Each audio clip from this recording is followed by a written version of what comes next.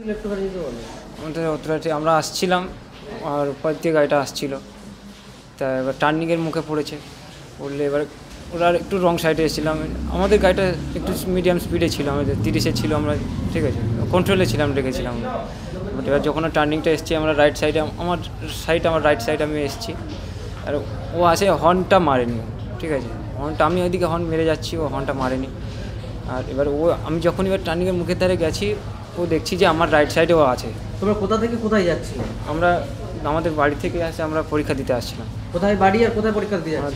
দাঁড়িয়াতে আমাদের বাড়ি, আর পরীক্ষা দিতে এসেছিলাম ভাঙড় মহাবিদ্যালয় কলেজে পরীক্ষা দিতে এসেছিলাম। অ্যাক্সিডেন্টটা কোথায় হয়? অ্যাক্সিডেন্ট ওই মাঝামাঝি হয়েছে, ওই যে মোড় রয়েছে সামনে একটা, আমরা ঠিক জানি না ওখানে অতটা, ওর একটু গিয়ে একটা টার্নিং রয়েছে ওখানে। এখন তোমরা কি চাইছো? এখন চাইছি যে আমাদের পরীক্ষাটা হলে ভালো হয়, আমরা পরীক্ষার জন্য পরীক্ষা দিতে এসেছি, পরীক্ষাটা দিয়ে দেবেন। হ্যাঁ, ওদেরকে অসংখ্য ধন্যবাদ, ওরা অনেক সাহায্য করেছে, প্লাস অনেক করেছে আমাদেরকে। এখন আমরা চাই যে এখন পরীক্ষাটা দিতে পারি যেন, ঠিক আছে। কিছু আমার নাম বিশাল গায়েন,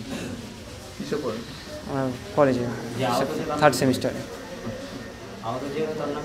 ওর নাম সোমনাথ বৈদ্য। কি জানলেন, কীরকম অবস্থায় একটু যদি বলেন। দেখুন, ওরা ভাঙড় মহাবিদ্যালয়ে পড়াশোনা করে, আর আজকের পরীক্ষা ছিল জীবনতলা রক্ষা মহাবিদ্যালয়ে। ওরা যখন বাইকে করে যাচ্ছিল 3 জন, তখন হঠাৎ করে একটা 4 চাকার গাড়ি এসে ধাক্কা মারে, অল্পের জন্যই প্রাণে বেঁচে যায়।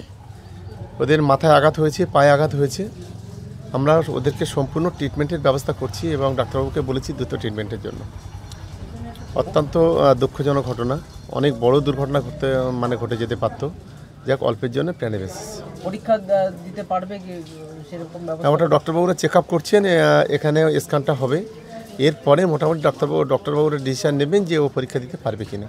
আমরা বলেছি যাতে ও পরীক্ষা দিতে পারে সেই ব্যবস্থায় ইতিমধ্যে প্রিন্সিপালের সঙ্গে কথা বলেছি, আমরা সব ধরনের সহযোগিতা করব।